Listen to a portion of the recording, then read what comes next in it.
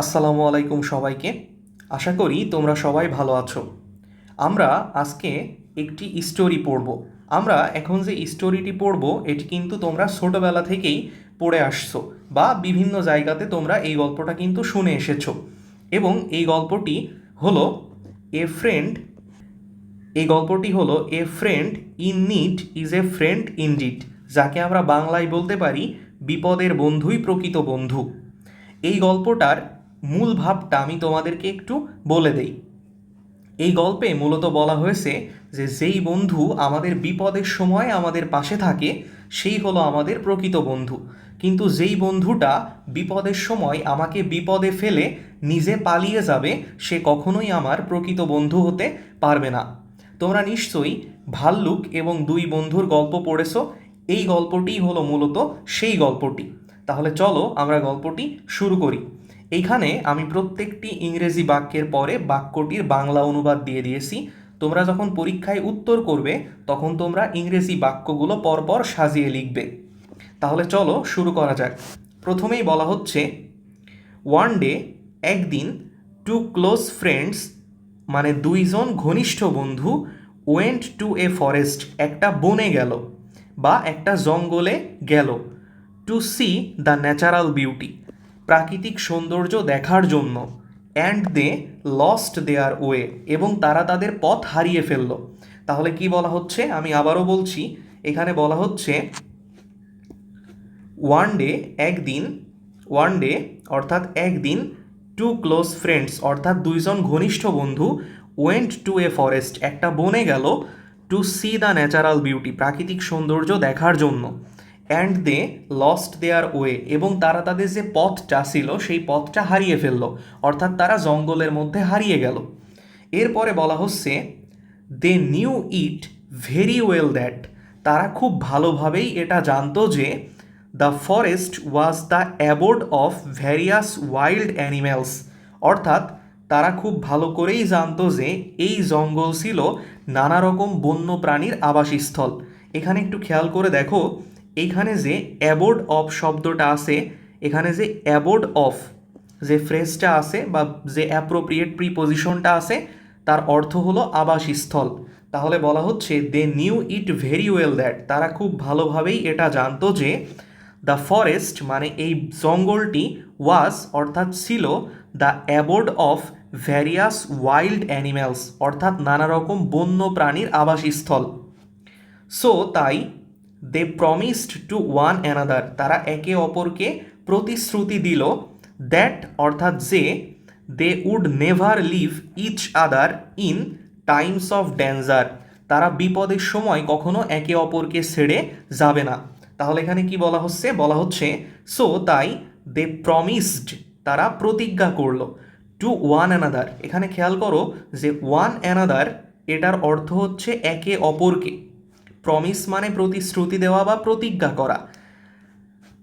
So তাই they promised to one another that তাই তারা একে অপরকে প্রতিশ্রুতি দিল যে দে অর্থাৎ তারা উড নেভার লিভ অর্থাৎ কখনো ছেড়ে যাবে না, ইস আদার অর্থাৎ একে অপরকে, ইন টাইমস অফ ডেঞ্জার অর্থাৎ বিপদের সময়ে। এরপরে বলা হচ্ছে ওয়ান ফ্রেন্ড নিউ তাদের মধ্যে একজন বন্ধু জানতো how to climb on a tree কীভাবে গাছে চড়তে হয়। তারা যে দুজন বন্ধু ছিল তার মধ্যে একজন জানতো কিভাবে গাছে চড়তে হয় বা গাছে উঠতে হয়, but the other did not কিন্তু অন্য বন্ধুটা জানতো না কিভাবে গাছে উঠতে হয়। অ্যানিওয়ে যাই হোক, they were walking through the jungle and searching the way যাই হোক তারা জঙ্গলের ভিতর দিয়ে হেঁটে পথ খুঁজছিল। অল অন এ সাডেন একটু খেয়াল করে দেখো এই যে অল অন এ সাডেন এর অর্থ হলো হঠাৎ। আমরা সাডেনলি শব্দটির সাথে পরিচিত, সাডেনলি শব্দটির অর্থও হলো হঠাৎ, আবার অল অন এ সাডেন এই ফ্রেজটির অর্থও হলো হঠাৎ। তাহলে বলা হচ্ছে অল অন এ সাডেন অর্থাৎ হঠাৎ, দে স তারা দেখলো, এ বিয়ার অর্থাৎ একটা ভাল্লুক, কামিং টুয়ার্ডস দেম তাদের দিকে এগিয়ে আসছে।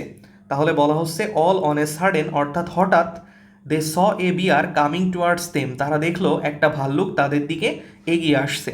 তাহলে দেখো এই যে এখানে আমি একটা ছবি রেখেছি, এই ছবিটার দিকে যদি তোমরা একটু তাকাও তোমরা দেখতে পাবে যে এইখানে একটা ভাল্লুক এই দুই বন্ধুর দিকে এগিয়ে আসছে। এরপরে বলা হচ্ছে দে বোথ গট ফ্রাইটেন্ড, তারা দুজনেই ভয় পেয়ে গেল। এখানে ফ্রাইটেন্ড শব্দটির অর্থ হচ্ছে ভয় পাওয়া। ওয়ান ফ্রেন্ড সেইড, এক বন্ধু বলল, ডিয়ার ফ্রেন্ড, প্রিয় বন্ধু, I will climb up a tree, আমি গাছে উঠে যাচ্ছি।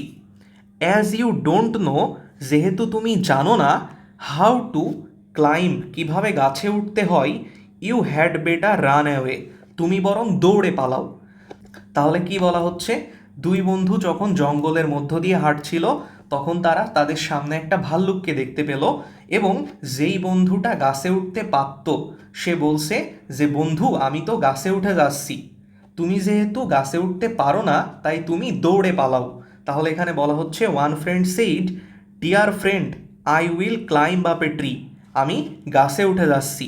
As you don't know how to climb, যেহেতু তুমি জানো না কিভাবে গাছে উঠতে হয়, you had better run away, তুমি বরং দৌড়ে পালাও।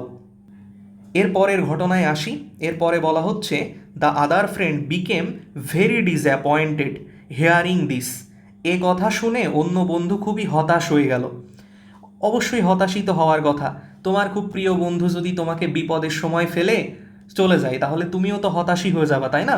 তাহলে এইখানে কিন্তু যখন প্রথম বন্ধুটা গাছে উঠে গেল এবং দ্বিতীয় বন্ধুটাকে নিচে ফেলে গেল তখন দ্বিতীয় বন্ধু হতাশ হয়ে গেল। এই যে এখানে দেখতে পাচ্ছ ডিসঅ্যাপয়েন্ট, এই ডিসঅ্যাপয়েন্ট শব্দের অর্থ হলো হতাশ হওয়া। আর যেহেতু কোনো গল্প সাধারণত পাস্ট টেন্স দিয়ে বর্ণনা করতে হয়, এজন্য ডিসঅ্যাপয়েন্ট ভার্বটির পাস্ট রূপ অর্থাৎ ডিসঅ্যাপয়েন্টেড শব্দটি এখানে ব্যবহার করা হয়েছে। তাহলে চলো আমরা পরের বাক্যে আসি।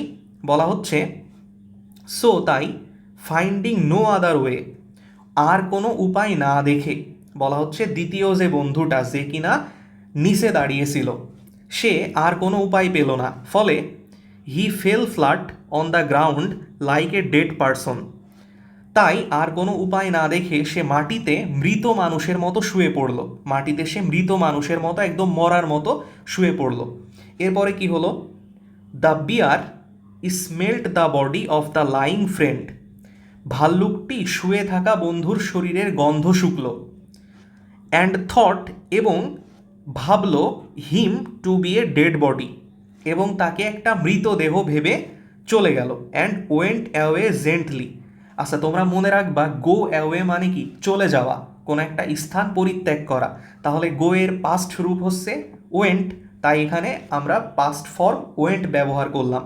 তাহলে গো অ্যাওয়ে মানে কি, চলে যাওয়া, আর ওয়েন্ট অ্যাওয়ে মানে চলে গিয়েছিল। তাহলে বলা হচ্ছে দ্য বিয়ার স্মেল্ট, স্মেল মানে কোনো কিছুর গন্ধ নেওয়া বা কোনো কিছু শুকে দেখা। তাহলে বলা হচ্ছে the bear smelt the body of the lying friend, শুয়ে থাকা বন্ধুটার গায়ের গন্ধ নিল ভাল্লুকটি।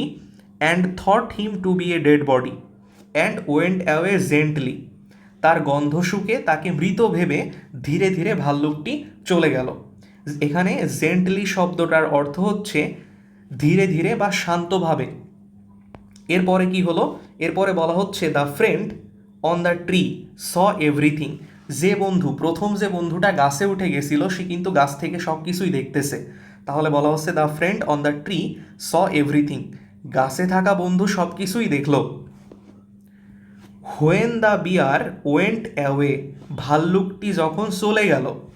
হি got down from the tree, ওই গাছে থাকা বন্ধুটা গাছ থেকে নেমে আসলো। অ্যান্ড আস্কড হিজ ফ্রেন্ড, এবং তার বন্ধুকে জিজ্ঞেস করলো ইগারলি, এখানে ইগারলি শব্দের অর্থ হচ্ছে উৎসাহ নিয়ে কোনো কিছু করা। তাহলে বলা হচ্ছে when the bear went away, ভাল্লুকটি যখন চলে গেল। He got down from the tree, সে গাছ থেকে নেমে আসলো।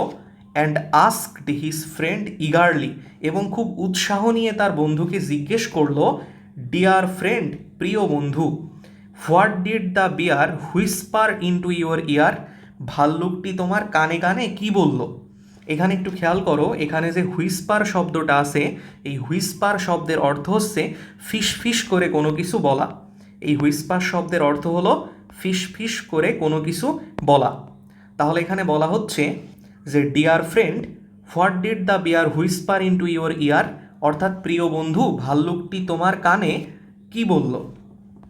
In reply the friend said, in reply the friend said, বন্ধুটি উত্তর দিল it advised me not to trust a friend who leaves his friend at the time of danger. বন্ধু উত্তর দিল ও বলেছে, অর্থাৎ ভাল্লুকটি বলেছে, যে বন্ধু বিপদের সময় তার বন্ধুকে ছেড়ে পালিয়ে যায় তার ওপর কখনো ভরসা করো না। তাহলে এই ছিল হচ্ছে আমাদের আজকের a friend in need is a friend indeed এই স্টোরিটির সম্পূর্ণ বাংলা অর্থসহ ব্যাখ্যা। আশা করি আজকের ক্লাসটি তোমরা সবাই বুঝতে পেরেছো। ধন্যবাদ সবাইকে।